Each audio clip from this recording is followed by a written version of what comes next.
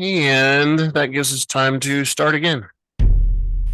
Welcome to the Rebel Alliance Briefing Room. Please visit our website, https://RABR.KAILEJOHANSEN.US. There you can find links to send us feedback, connect to us on social media, or instructions on how to load the podcast onto your device.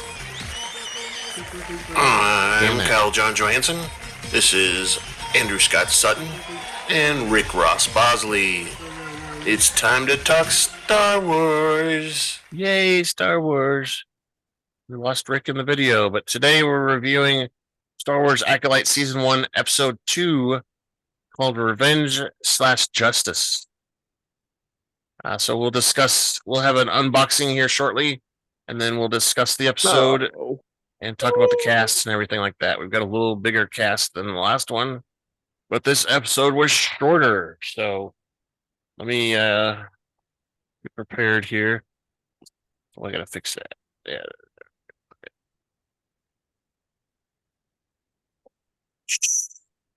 There's a box.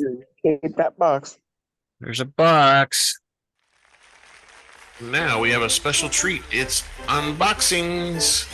Here's my Sharpie tool. All right, here we go. Here we go. This is a different box. Look at this. Somebody over-taped it, it looks like. Yeah, there we go. Let's get rid of that. Open that. There we go. Okay, here we go. Ooh, it's not packed very good. Oh, it looks like another female. Who could it be? Let me get this out of the way. Oh, look. It's Jyn Erso from Rogue One. And she's number 138. She's got some sort of weapon there. Oh, she's got her little gun on her side. In her hand, there it is. See, let's go to the side. 138. We can see it says Star Wars Rogue One, so this is a bunch of them that were made for that. There's quite a few. There's that's 12 different Funkos in this particular series. She's the first one right there, but then we've seen that guy, that big robot. There's a Black Series R2-D2 down there. There's a different droid there. There's a bunch of stuff in here. So maybe we'll see some of those. Jyn Erso on the side. Number 138 still. And the top. There's the top. She says, "Pop. Pop. Ah. Ah. Ah." All right. So that's our unboxing. Oh. Yes.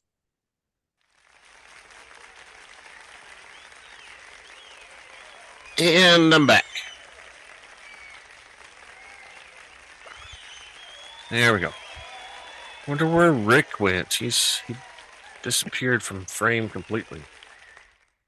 So we're back and we're reviewing Acolyte Season 1, Episode 2, Revenge/Justice. Fucking hand. And we've got, again, the director of Leslye, Headland. There's Rick. The writer is Jason Micallef and Charmaine Degrate again. And the same editor, okay, Rick. Miikka Leskinen. Papas. You had to go pate. Music scored by Michael Abels again. So we got the same people from the first episode, and then our cast is a little different. Now that everybody has taken a bathroom break, we've got May and Osha played by Amandala Stenberg. Master Soul by Jung-Jae. Yord are the most famous character so far, played by Charlie Bartlett. Yeah, exactly. Jecki Lion, which that's the one I like. She's kind of played by Dafne Keen. Qimir, played by Manny Jacinto. Torbin, which is the apothecary guy with the greasy hair, played by Dean Charles Chapman. Ogla Urchin, which I think this is someone that was hanging outside of the Ogla Temple, Jedi Temple, played by Archie Singh Swali. The Ogla Temple Master that we see is Nick Court. I think that's the one that was searching, and he went into the room and didn't find May in there with the guy meditating or whatever. And then Ogla Padawan is Ed Keir. We've got our Venestra Rowe again, played by Rebecca Henderson. Kalneka, which is the Wookiee that we see at the end of the episode, played by Jonas Sutomamo. Scavenger number 1, played by Juman Hunter.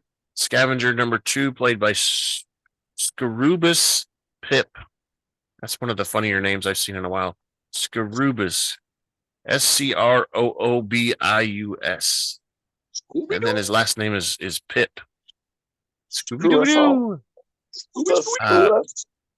Yeah. And then we see Little May and Little Osha again, played by Leah Bradley and Lauren Bradley. Yeah. And Torbin's the guy that's I said that wrong, but Torbin's the guy that's hovering. He's the master that's Jedi that's hovering. I think it's That's what I was gonna say when we did episode 1. That's Tommen off of Game of the Thrones. Oh yeah. That's right. Took me a while to make the connection, but when I watched it again the second time and I saw the credits, I was like, wait a minute. And then I went and double checked, and yep, that's young Tommen off Game of Thrones. Yeah, so it's the Qimir guy that's the urchin that's in he plays the apothecary guy that mixes all the medicine and stuff. And that's the one on the internet. Shh, don't tell anybody. On the internet, everybody thinks that he's the Sith Lord. He's just pretending to be subservient. He's the actual Sith Lord. Shh, don't tell anybody. I don't think so, but could be. I don't think so either. So this, yeah, the shopkeeper. I think season 1 episode. Yeah, isn't it? Episode 2 was called Revenge/Justice. It aired on June 4th. It was only 36 minutes long. The previous one was a little bit longer. And it's, of course, in the same timeline, 132. What was that, Rick? I don't remember what I said. Oh, I was talking about the time and Torbin and whatever. All right, so what that means is it's time to grab your favorite beverage, pull up a chair, and join us in the Rebel Alliance briefing room. Yay, briefing room. I just got rid of my favorite beverage. Get that out of my way. The episode opens with a wide landscape shot of the port of Olega. At the Olega Jedi Temple, an alien vendor pulls a cart. A brown-skinned human girl hurls a fruit at the temple door, and the gatekeeper droid tells the street urchin to stop playing pranks and leave. While the girl distracts the droid, a veiled May Anastasia plants a slicer device on the gatekeeper droid, which hijacks the droid, meaning it just disables it, looked like to me, causing the gate to open. May gives the urchin a token before entering the Olga temple, and I disagree with that because it sounded like there was more than one token. They clinked together. Couple of coins, made some noises. She walks through the temple corridor until she reaches a chamber where a bearded Jedi sits in a silent meditation. Hey, And so I want to throw this out. I want you to go back and watch that and tell me because when she goes in, she has to pause because there are some Jedi walking. I want you to go back and watch that and see if that's not supposed to be Mace Windu, like that comes through the corner, that's across. I'm serious. Go back and watch it because I'm pretty sure that's supposed to be Mace Windu with Samuel L. Jackson's character. I'll put money on it. it could be. I saw some of that on the internet too, where someone said that, hey, that was Mace Windu. And I'm like, I went back and watched it 2 or 3 times. I'm like, that has to be him, but I could be wrong. But yeah, I throw that out there. yeah, I saw it too. So she sees the Jedi meditating, and by meditating we mean he's floating in the air. He's not touching the ground. Levitating. He's got his hands crossed, and it looks like he's doing the traditional meditation thing going on. Yeah. May introduces herself to the meditating Master Torbin, saying they have unfinished business. That sounds familiar. That sounds familiar. She dares the Jedi to attack her with all his strength. Heard that before. Same thing. But he does not respond. He's still meditating. She finds that he is protected by an invisible force field that she cannot penetrate. She kicks it and jumps it and bangs it and pokes at it and stabs it and throws stuff at it. Still can't get through it. May finds that her knives can't penetrate either, and Tobin's force field. May hides when a Jedi enters the room, responding to the intruder alert. Intruder alert. On Karlak, Osha Anase awakens to find the Padawan Jecki Lion struggling to restart the ship. She advises the Lion to repolarize the power couplings. Lion listens to her advice, and the power couplings begin repolarizing. Huh. That was easy, wasn't it? Well, she is a repair Mitnick. Yeah, she's a Mitnick. Lonnie says that being a Mitnick must be a dangerous work and thought that only astromech droids work outside.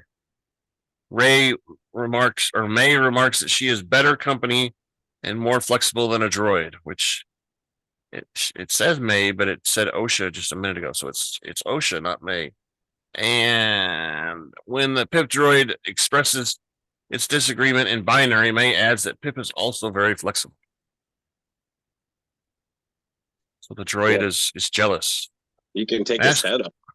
Yeah, you can take his head off. Master Soul enters the room, and Jedi Knight Yord protests against them not restraining Osha. And Soul questions if he believes that Osha killed Master Indra or not. Yord wants to tie her up and torture her, right? And have weird sexual fantasies. Broadcast it over the internet. Make money off of it. Fandar is open to Osha's claim that May killed Master Indira, but assumes she is untrained. Soul counters that Osha has not been trained for 6 years, so she's untrained as well. And Fandar is open to considering the twin theory, but speculates that Osha and May are working together. Because they have to be, right? Soul consoles Yord not to let fear affect his judgment. So just because you're afraid of something doesn't mean it's true. That's kind of Yoda-esque. Kind of. Soul then enters the cockpit to update Master Venestra Rowe via holoprojector about the situation. He tells Rowe that he believes Osha's sister May has resurfaced after 16 years and was responsible for the murder of Master Indira. Rowe is open to the twins theory. Suddenly open. She informed Soul that a suspect matching Osha's description broke into the Oleg temple today. And since Osha is with Soul in custody, Rowe reasons that the suspect is May. When Soul asks if she would like him to investigate or return to the Coruscant, Rowe tells Soul to investigate the break-in on Oleg and to bring Osha with him since she could be an asset.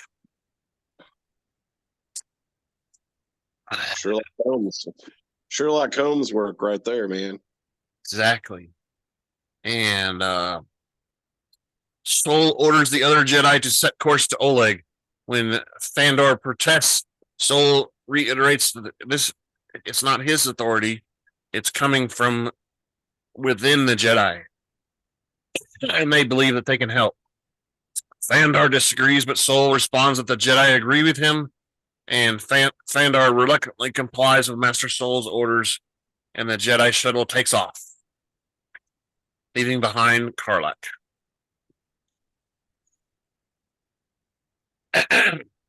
On Oleg, May enters the shop and meets with a man named Qimir.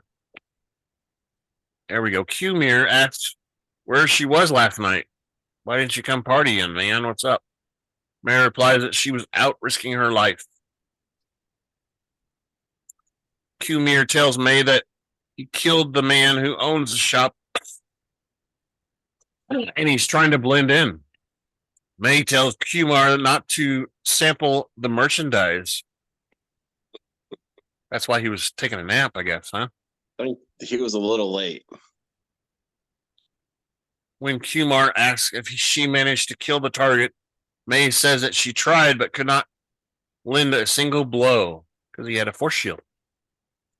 Qimir suggests searching for his weakness, but May says that she could not land a single blow, describing Torbin as impenetrable. Which is weird, right? Since when is a Jedi impenetrable? He's got Always. When May asks Qimir to make her a poison using Bunta, Qimir is reluctant. When May argues she is running out of time, Qimir counters that she is running out of Jedi. He adds that if she thinks a sleeping monk is tough, it will be tougher to defeat a Wookiee. What? A Wookiee? Since when? Whoa, she's going after a Wookiee. May says that she has two more Jedi to kill, and that she will kill one of them without a weapon, and please the Master. Oh, the Master. She adds that she will need to do it her way, and Qimir says that she will need to drink. He needs a drink, but agrees to help her. While concocting a drink, Almar says that everyone has a weakness. The Jedi justify their galactic dominance through peace. May finishes off by saying that peace is a lie. May says that Torbin thinks he found peace and suggests that May gives him absolution, and he drops some bunta into a vial of yellow liquid, which turns green. Before leaving, May orders or warns Qimir that he would not bode well for them if she told the Master about her conversation, and Qimir agrees. Dun, dun, dun. Dun, dun, dun.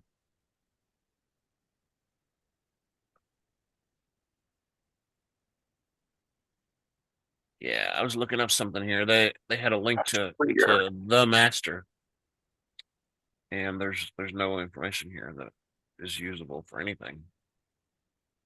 The Master later encounters several Jedi, among them Jedi Master Soul. So that tells us what's coming up later. So I'll throw this out. She makes that comment because I read this later, but that phrase that she says, "Peace is a lie." Yep. Okay. That comes from the the quote at the end of the first episode. Yeah. Well, and it's also the Sith like code. It's the first line of the like. I don't know what I want to call it. Not necessarily mantra, but whatever. Manifesto? Yeah, that's it. There you go. Better There you word. go. There you go. All right. So aboard the Jedi starship, Osha introduces her Pip droid to Master Soul. When Soul asks what is the droid, Osha attempts to explain that she is trying to sync the droid to the ship in order to gauge the vessel's fuel levels. Soul, however, is asking about her tattoo instead of the droid. What is that? Oh, Osha explains that she got it in Corpsec during a crazy night with some of her Metnik crew. Yeah. They went on a drinking binge and got tattoos. Osha remarks that he wouldn't have approved of her tattoo, and Soul says it's none of his business.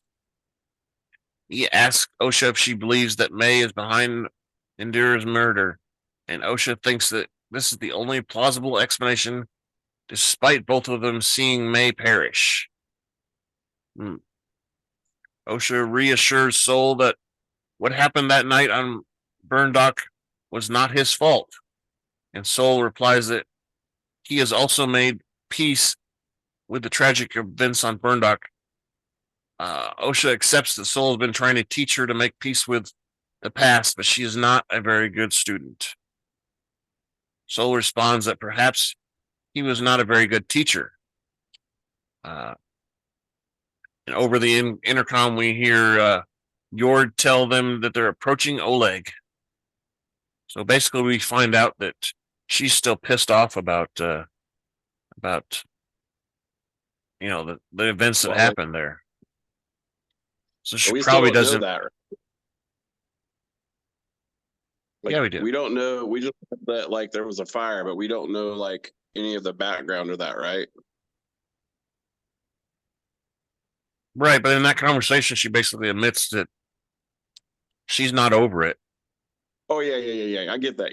Yeah. But we don't know like what transpired. We just know that there were 4 Jedi involved, and that May is pissed about it, and she blames them.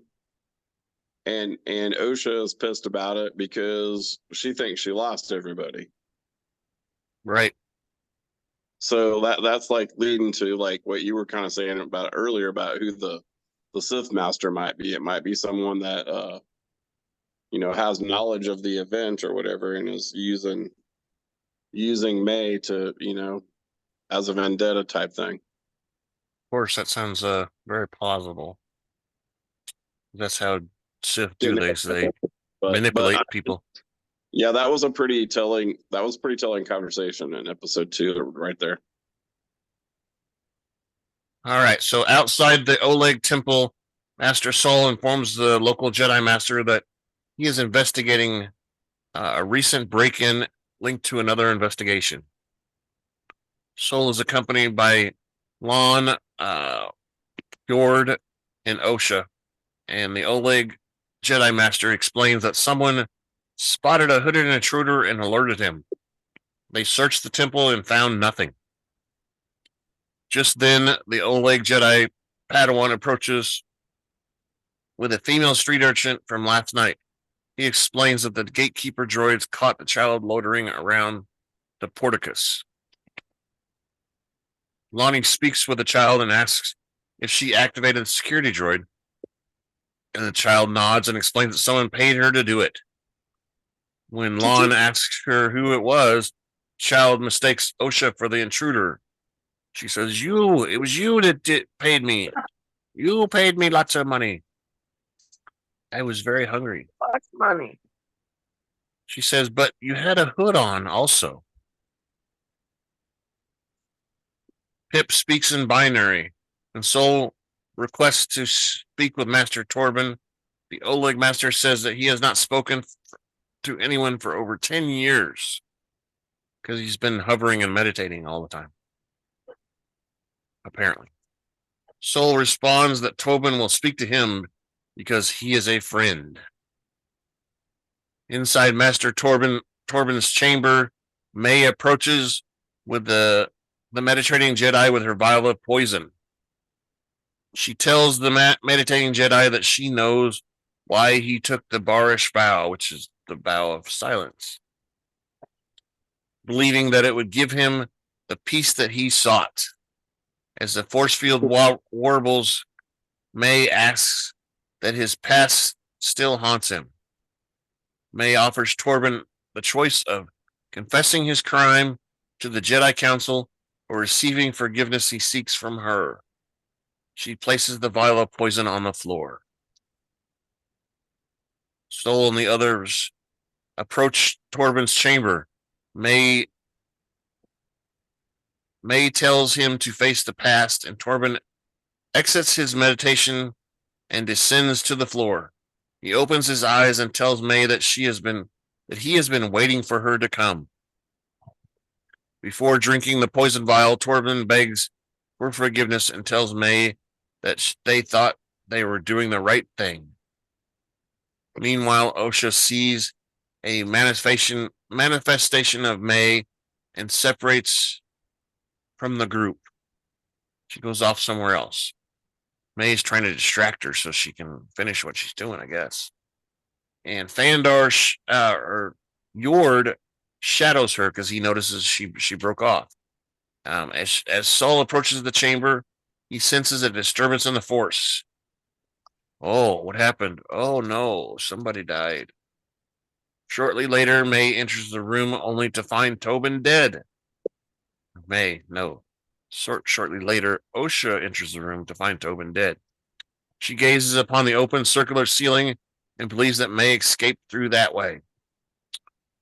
Later, the Oleg Jedi Master enters and confronts her with his blue lightsaber. He says, "Oh, you killed Master Torbin. What are you doing?" Stop. Osha pleads that she is innocent. I didn't do it. I promise. It looks bad, but I didn't do it. She didn't do it. She did not do it. When Lonnie demands that Osha explain herself, Yord speaks up for Osha and says that he followed her when she broke off and confirms that Master Torbin was dead when they arrived. Oh, now she's got a alibi. Osha thanks Yord for defending her. Lon and Sol deduce that Master Torbin drank the poison willingly. Don't know how they knew that for sure, but Osha recognizes the poison substance and as Bunta from her homeworld in Brindok. How do they know it's willingly, Rick? Because the whatever one said there was no sign of struggle. So they deduce Sherlock Holmes work here again. They deduce that he did it willingly. Exactly. These guys are smart investigators. And they decide that it was a handcrafted poison. Yeah. So they set up surveillance on Qimir, watching from the balcony. Yoder proposes that Lonnie serve as a lookout while he enters the shop and confronts Qimir. He also suggests stunning Qimir and brings him in for questioning. Lonnie instead proposes that they send Osha to impersonate May and speak to Qimir. They propose recording the conversation in order to get a confession from Qimir. Master Sol commends Lon for her plan, and Sol hands Osha a blaster. Oh, he's giving her a weapon. Yord, of course, he protests. He says, "Uh-oh, should we trust possible suspect?" But Sol counters that she used to be a Jedi, so that makes her trustworthy, I guess. Sol asks if Osha is ready, and Osha says she is ready and uses her pip droid as a recording device. After borrowing a cloak from some vendor on the street or something, right? Osha enters Qimir's shop. Qimir is surprised to see May back so early and asks if she is all right. He asks if the poison worked and senses that she is acting strange. The Jedi who are listening decide to make a move, and Qimir asks if May killed Master Torbin without using the poison. Osha confirms that he took the poison and thanks Torbin. Qimir remarks that Osha looks exactly like May. You look exactly like her, but you're not her. I can tell because you have no idea what you're talking about. Osha then raises her blaster at Qimir, and Yord, Sol, and Lon enter the shop surrounding Qimir. You're under arrest by order of the Jedi, basically. Foil. Lon tells Qimir that they know that he supplied May with the poison that killed Master Torbin, and they have recorded his confession. Qimir attempts to shift blame onto May, and Sol says that if he cooperates, they will consider letting him go without a warning. And Qimir pleads with them not to wipe his mind. Please don't use the Jedi trick to wipe my mind. Sol asks Qimir about his relationship with May, and Qimir claims that he is her supplier. He claims that he started off a gun runner for the Hutts, but became a supplier later on. Yord and Sol ask if May has a master and if someone is training her. And Qimir says he is ignorant of the matter and that all he knows is that May wants revenge on 4 Jedi. Sol orders Yord to set up a perimeter and keep an eye out for May. He tells Jecki to get the ship and tells Sol and Osha he is coming with her and they will return later on tonight. Later that night, Yord watches the perimeter, keeping an eye out for May. He communicates to Lon via comlink. Yord is skeptical of the plan, but tells him to stick to the plan. Why is he always skeptical of everything, huh? Yord? Maybe it's him. Maybe it's him. Sol waits in an alley with Osha, and Osha wants to confront May, but Sol insists on confronting the rogue force user alone. Me and her have a score. Osha reminds Sol that he brought her here, and Sol says he didn't realize that Osha was still angry with May. Osha says that May killed her family and destroyed her life, and Sol advises Osha to let go of her grief. Just let it go. Just let it go. Listen to some Adele and you'll be all right. When Osha says she wants justice, Sol warns her about the danger of revenge. Sounds like you want revenge more than you want justice. And Sol says that he could not save May and asks Osha to give him another chance. Osha reminds Sol that May wants to kill 4 Jedi stationed on Bryndock 16 years ago, and these Jedi were Indira, Torbin, Kelneka, and Sol. Oh no. Who's this Kelneka guy? Osha warns that May wants to kill him, and Sol tells Osha that to have faith in him and May. That, yeah. But everything's going to be all right. Who sings that song? Everything's going to be all right. Later that night, Yord spots May and relays information to both Lon and Sol.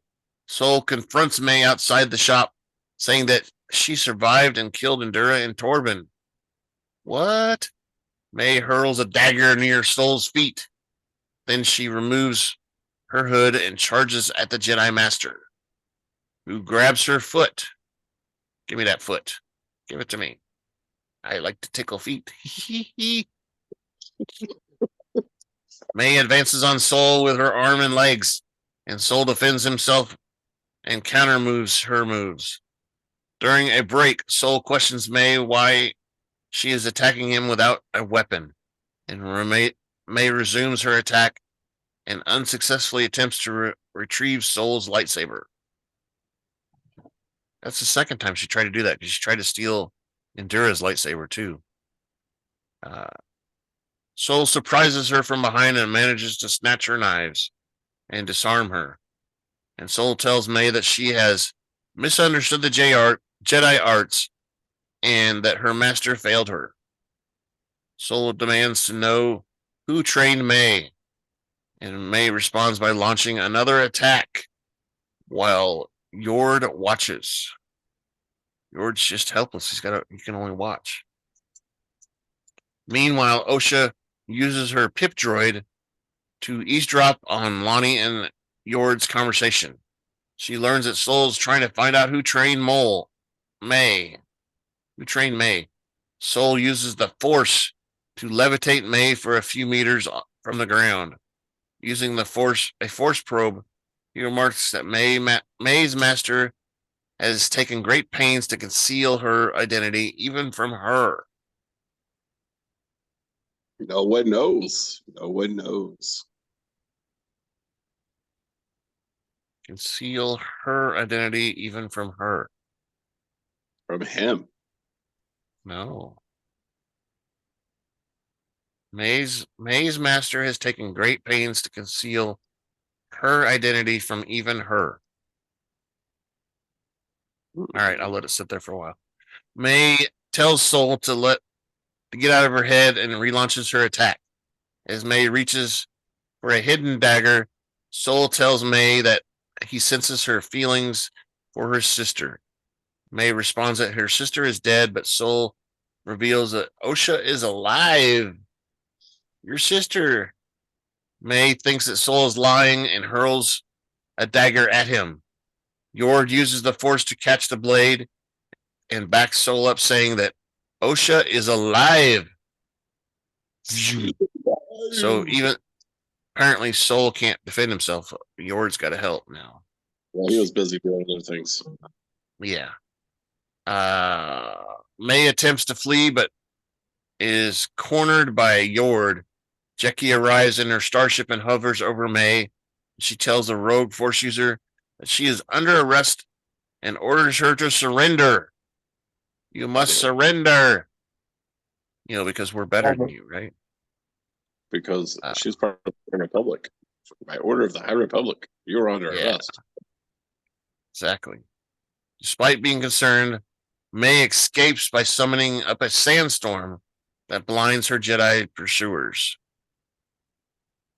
Master Soul orders the Jedi to stop May before she reaches the city gates, and Osha listens to their conversation. May bumps into a speeder. When a driver attempts to help, she knocks him to the ground and commandeers the vehicle. Osha confronts May with a gun. Oh, May recognizes Osha and is surprised to see her sister alive. What? Even though Soul said she was, she didn't believe it, and now she sees. Osha fires a stun gun bolt, which I think purposely misses May, allowing May to flee. The other Jedi arrive soon after. I think she took her training from the stormtroopers. They must have gone to the range. Nah, it looked like she was aiming at her and then she changed position and purposely missed her. That's what I saw. I think she had the same range instructor as the stormtroopers. Could be. Following the unsuccessful capture attempt, Master Soul contacts Master Rowe via holoprojector. Master Rowe has convened a meeting of the Jedi Council to discuss the threat of the trained outsider. Soul says that they know where May is going next, but Rowe responds they don't make decisions without a meaningful discussion, especially with the Jedi Council. Rowe tells Soul that she expects him back on Coruscant. He's not going. He's not going. The following day, May confronts Qimir for selling out to the Jedi. And Qimir says that he can make amends by getting out of the city and getting her to the planet Kofar. He explains that this is the forest retreat where the Wookiee Jedi Kelnick lives. And May tells Qimir that Osha is alive. And the two flee as they spot the local Jedi. And then we cut to a scene on the forest world of Kofar. Two scavengers stumble upon what appears to be a crashed starship. They intend to savage the hyperdrive. One of them spots signs of unfamiliar language, but the other doesn't know. The two scavengers are confronted by Kelnick, who uses the force to seize their blasters, and he cracks them over his knee, basically. Breaks them apart in his bare hands. Arr, I'm strong, see? The two scavengers flee because they're scared of the strong Wookiee. And the Wookiee approaches his dwelling, which is made of the starship parts built into a tree. And then we see credits roll. Credits are rolling, Scott. Mm-hmm. So what you think? Yeehaw. Good stuff, Maynard.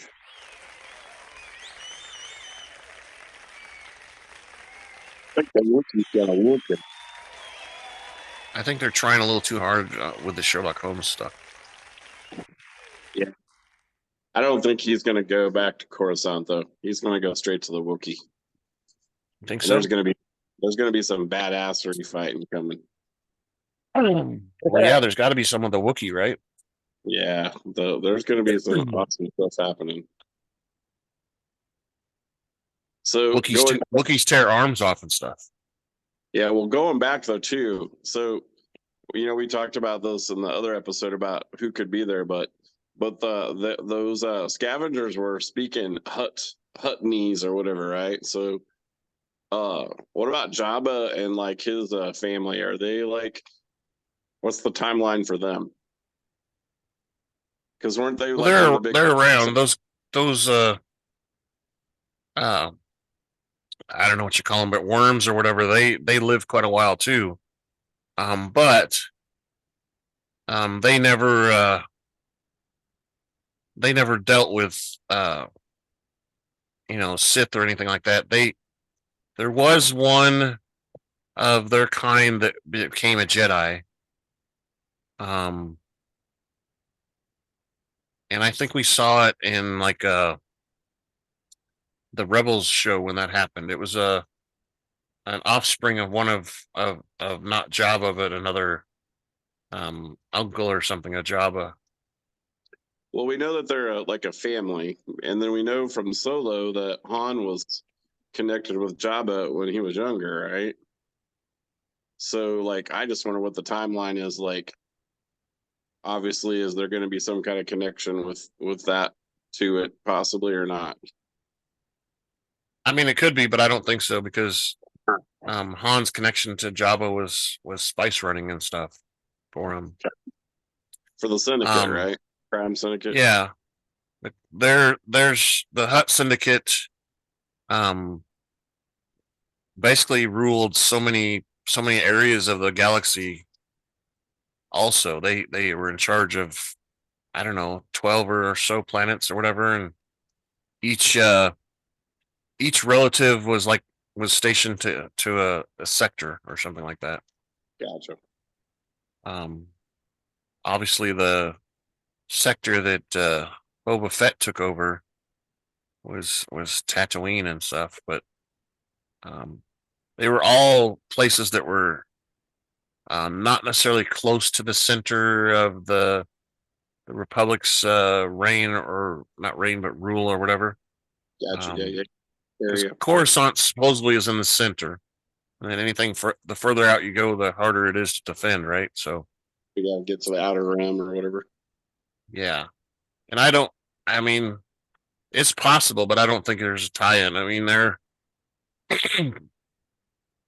Jabba would be pretty young at this time. Well, that's what I was thinking. Like maybe it's not him, but maybe like parents or grandparents or something with the family. But I mean, I don't know. Maybe he's like Yoda and lives for hundreds of years too. So Yeah, I don't know. I just was throwing that out there because it says like those guys were speaking Huttonese. Yeah. Well, I mean, all throughout Star Wars, a lot of the criminals speak Huttonese because that's their best connection to the black market, basically. Let's say Yeah. they pretty much run the black market wherever they're at. So you can't. There's like they have their own rules and everything. Like you can't sell anything to anybody that's not a member of the Hut clan or something like that, or they'll kill you. Basically, stuff like that. So they have their own laws, I guess you could say. Their own But code. exactly. What about you, Scott? Anything exciting you want to talk about this episode, or Just just how, you know, she's trying to do right. Uh, not May, but her twin. And she's conflicted Osha? about May doing wrong. Yeah, she doesn't think that could She's happen moved on because from the anger. I think she's moved on from the anger of, you know, losing May. And I'm sure she's wondering, well, why didn't you contact me? yeah, I don't know. I get the impression that she's mad at May for starting the fire to begin with, Yeah. but she's That also her sister too, and that's a bond that's hard to break. and that's the story that we're being told, but we don't know what the event is either. I think that's going to be like the big. I don't know. Maybe that'll be like the last episode or two. We find out actually, like that's the story that's been told that her sister started a fire, but that's not actually what happened.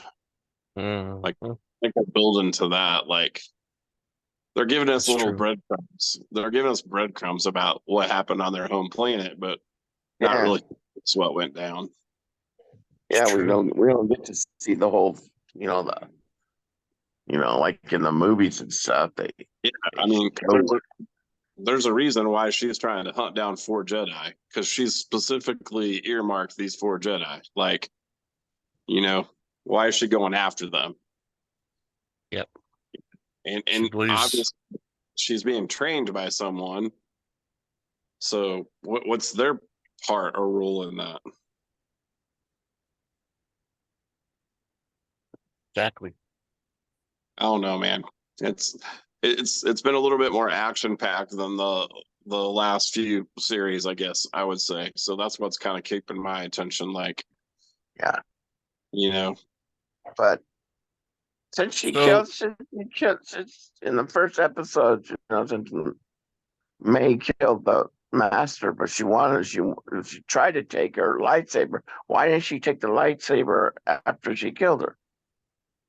Because she wanted a lightsaber.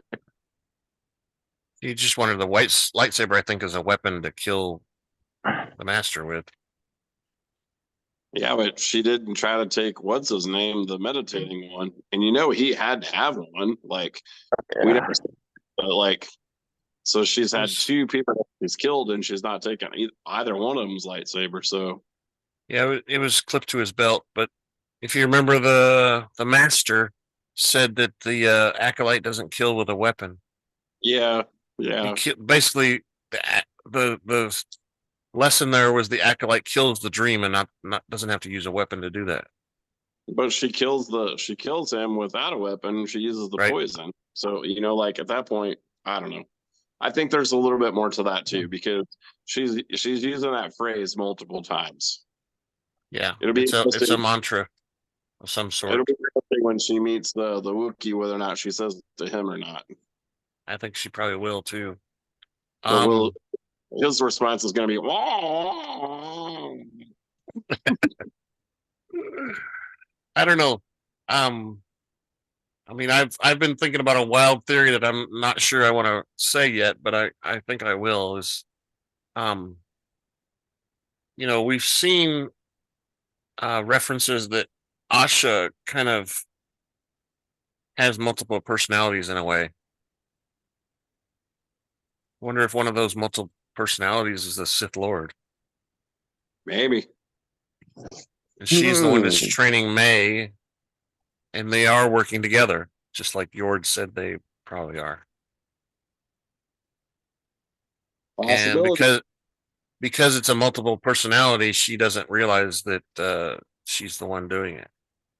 Could be. Because sometimes those personalities can be hidden from especially if you're a Sith Lord, you want to hide that from, if you can, from someone else so they don't know, right? But the only catch on that is that she was on the because I want to throw water on that one. She was on the jail ship when May met the Sith Lord on the ocean side or whatever, when he tells her that. Now, unless that was like another, like Luke kind of hollow hallucination, hollow thing. Yeah, I mean that's one of the only explanations, but yeah. See, there's two big things here, I think. One, we need to know what the event was that happened on the planet, and Yep. two, we're gonna find out who the Sith Master, Lord, whatever is.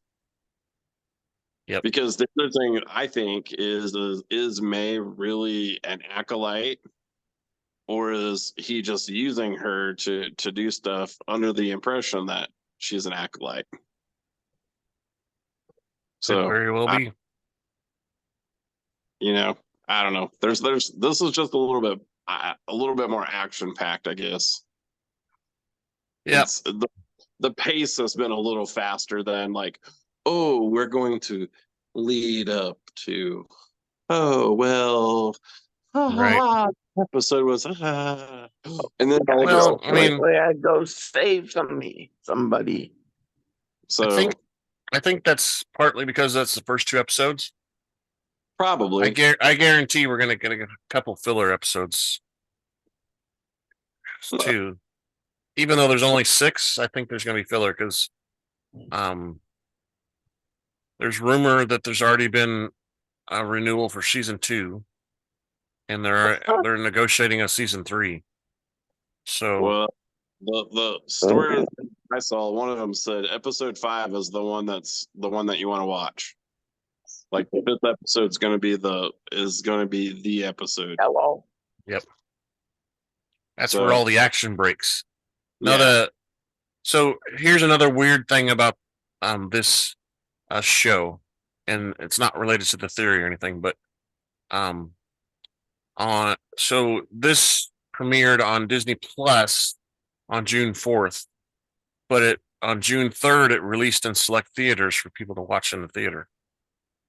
The first 2 episodes they got to go to a theater and watch it, and it was like I think 5 theaters that had it, maybe more. So the standard man's Chinese restaurant, Chinese theater, whatever, Grauman's Chinese theater down there in L.A. or whatever. It was there, and it was a couple other places, but it was, obviously big cities and a select few and the limited crowd and whatever. But I don't know if you saw, Rick, but I saw a lot of pictures of people that went and watched it in the theater. No, I didn't know that. I actually haven't seen any pictures or anything like that. So no, I wasn't aware of that at all. Huh. And I wonder if they're going to keep doing that. If every episode they're going to release it so that people can watch it in the theater. I mean, you're talking like a 35, 40-minute episode. So yeah, that's maybe. I don't know. I don't know either. That's crazy. Maybe the reason they did it is because there was 2 episodes in it. Took up 2 episodes that would total like a film length, almost a short film, but 90 minutes or so. Yeah. I don't know. I didn't know that. I wasn't aware of that. Yeah. I don't know. Liking it. I saw it on Twitter. A lot of people posted pictures of like a screen or something, and they were in the theater seating and stuff. Yeah, I'm not a Yeah. tweeter. I can't help you Yeah. on that. I Yeah. don't, and I don't Insta. So I don't Insta either. I abandoned Facebook and went for Twitter, and apparently that was a bad decision. But I still, I have my Facebook. I figure if I got one, that keeps me busy enough. So now my two, Yeah. they're on everything and they know everything and they come and tell me, so I don't need it. Yeah, that's kind of why I abandoned Facebook, is because I was spending too much time on there. Well, yeah, that happens. Anyway, so we want you guys to send us your feedback. Send us feedback on everything you've watched and seen and heard about from us. You can go to feedback at kylejohansson.us in your email client. You can go to our website, click on feedback there, and fill out a form, and that comes to us. We're on social media. We're on X/Twitter at super_duper_pod, Blue Sky at Rebel Alliance Briefing Room, and you can comment on our videos and audio at YouTube as well. So there you go. I was telling Rick the other day that we're on a few more audio places now. I think so. What's that broadcast radio thing? That Howard Stern's on, that broadcast subscription. Serious? Sirius Satellite. We're on Sirius Satellite now. Well, They that's have Wow. they have podcasts and stuff you can listen to there, so we're on there. that's serious stuff right there, man. That is serious stuff for not some serious people. And we're on Except we're for on Kyle. Pandora, which most people don't, that I know of, don't listen to, but my wife does. That's We what- gotta get a Patreon account. No, we're on Yeah. Pandora. That's why he does the unboxing, so we can have Pandora's box. No, we actually do have an account that people can contribute money to, Scott, but we don't get feedback to start with, so why would people be contributing? Hey, I'm not if gonna that ask comes for No, that. maybe we should get a Twitch thing and do something. if it comes Yeah. to a foreign entity, you have to report that. And I've tried Twitch, That's live Scott, stream. but Twitch doesn't allow videos that are over a certain length Oh, unless you live stream. Yeah. And we could live stream. We could. We've Yeah, done it once we before. would Scott and I've done it once million before, but followers or some shit like that. yeah, it's not really worth it unless you got followers that are, Yeah. reacting to you at the same time. Uh, So we can live stream on Twitter whenever, if we want to. I can link this. I can link this Zoom video to our Twitter feed. YouTube account, and it'll live stream at the same time. But like I said, that you have to have a crowd to make it worth your time. It's not really worth all the hassle. I think a couple of years ago, Scott and I did that once, and it was kind of cool, but it also puts the video in a weird location on YouTube too, and I didn't really like that either. So I kind of like corralling them into the podcast and the video sections, and when you live stream it, separates it completely into a live stream tab, which I didn't like. But anyway, bouncing up and down. all kinds of opportunities. We have, and we are trying to get on every place that we can. If you don't see us somewhere, just let us know. First, you have to send us feedback. So You gotta tell us something. Come on, man. Let's go. let's go. Yeah, let me Last time of that again. Yay. All right, so that's our episode. Anybody have anything else that they want to contribute? You know, maybe predictions about this Wookiee. Maybe the Wookiee survives.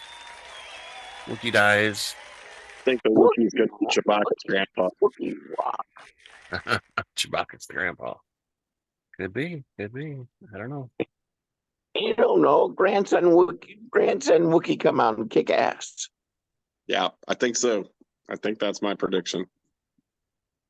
Well, I mean, the backstory is this guy isolated himself on purpose, so there's nobody around. Probably because he felt guilty about what happened on, you know, Yeah. Osha's planet.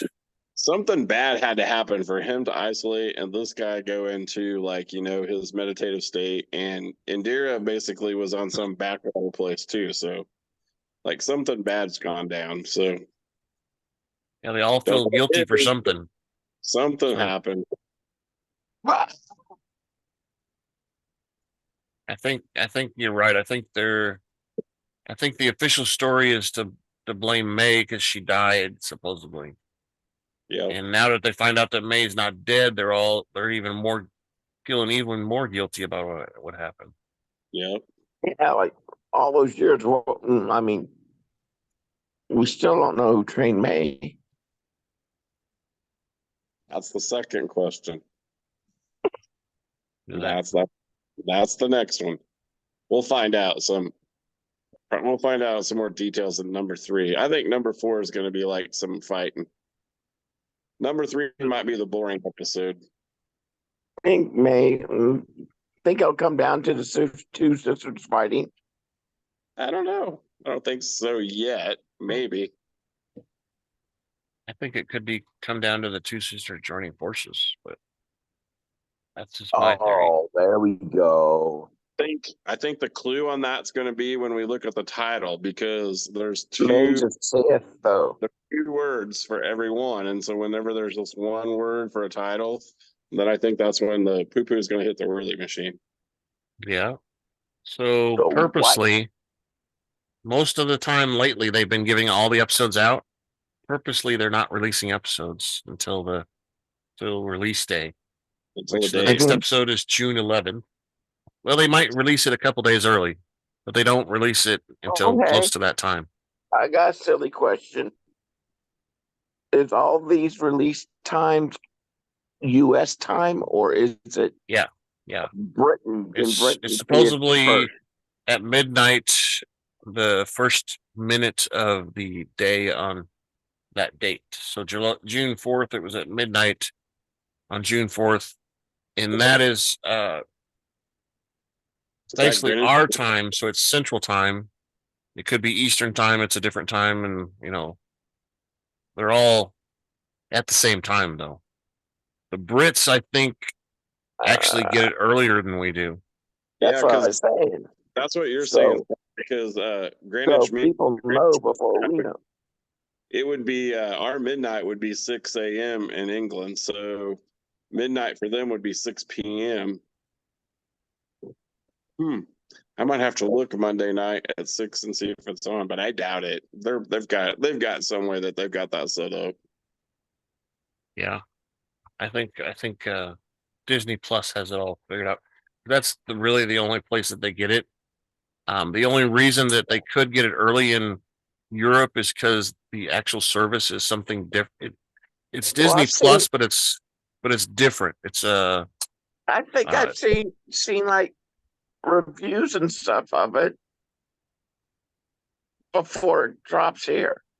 Well, that was what I was telling you, is some people get it early, but also they released it in theaters the day before in the United States. It was in like 5 or 6 theaters the day before. So, anyway, so there's a lot to happen in this thing, right? We don't know any episode names yet. No hinting at posters coming out. And how many years it spans or whatever, however time is. You know. Well, I'm Well, if pretty sure it's going to stick to around the same timeline. Yeah, but if we go off what you were showing, the media release says it's the year 132, but that map said 82, so you got a 50-year gap right there. Well, true, but that map was built on when they first announced the Acolyte, and somebody guessed around the timeline, so it Oh, I could got be you. an accurate time. It could be somebody's guess. I don't know for sure. So that wasn't actually an official Disney release timeline. No, it was a unofficial release of the date back then. It's at least 2 years old. That time that part is. So Okay. it could have changed since then. We don't know for sure, but Somebody needs to get on Wiki and change that.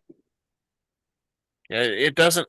See, I'm looking at the different episodes, and even the episodes that are upcoming don't have timeline listed on them, just the ones that have been released. So it's possible we skip some time also. They're doing I the w- I same wouldn't thing. They're just saying episode, and then I there's no title until it drops. right. I would say that they are going to go back in time a little bit, like Rick's been saying, where we actually find out what happened. I would say there's going to be at least an episode like that, which maybe is the next one. Could be. Anyway, anything else you guys got? More theories? No form outside. Thank you for listening to the Rebel Alliance Briefing Room podcast. Please visit our website where you can play current and past episodes. That's https://RABR KyleJohansson.us. That's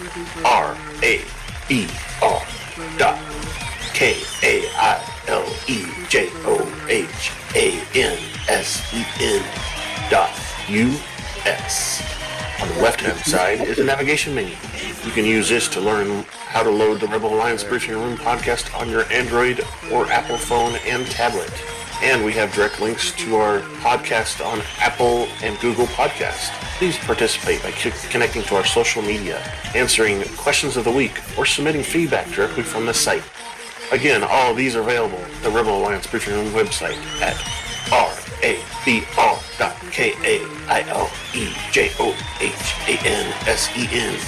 RABR.KyleJohansson.us. This podcast in no way is approved, sponsored, or owned by Lucasfilms Ltd., Disney, Disney Plus, or any of its subsidiaries. All opinions are solely owned by Kyle and or Scott, and in no way express the views or opinions of their past or present employers. Views and opinions are not supported or restricted by Lucasfilms Ltd., Disney, Disney Plus, or any of its subsidiaries. Any rebroadcast, reproduction, or any or other use of this podcast and its affiliate sites without consent of Super Duper Podcast Network and its host is prohibited. I am Kyle Johansson, and this is Andrew Scott Sutton. Say And goodbye Rick. now. And Rick. Don't forget Rick. Somebody needs to record that ending correctly. Bye, everybody. Just take the beginning and put it in the end, and It doesn't work that way. It's a little different. okay. They're both different. It makes sense, but it doesn't work that way. All right. So